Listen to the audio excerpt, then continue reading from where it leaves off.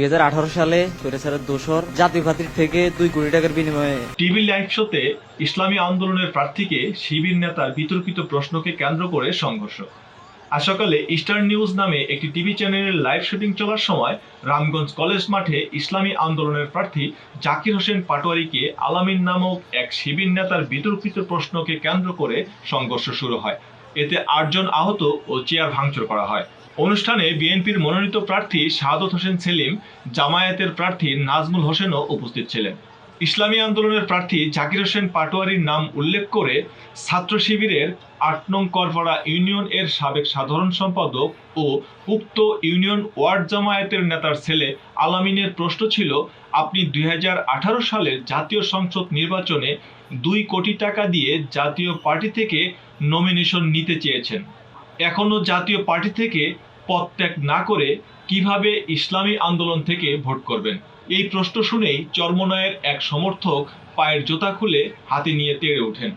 এতে করে উভয় পক্ষের মধ্যে সংঘর্ষ জড়িয়ে পড়ে।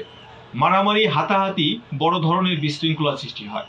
পরে উপস্থিত বিএনপির নেতাকর্মীদের হস্তক্ষেপে পরিস্থিতি নিয়ন্ত্রণে আসে।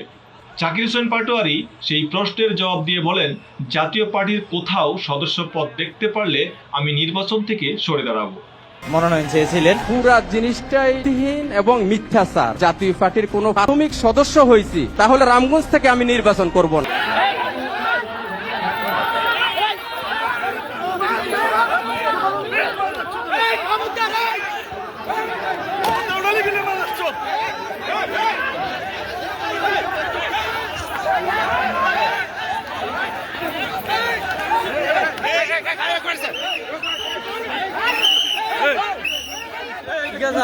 মার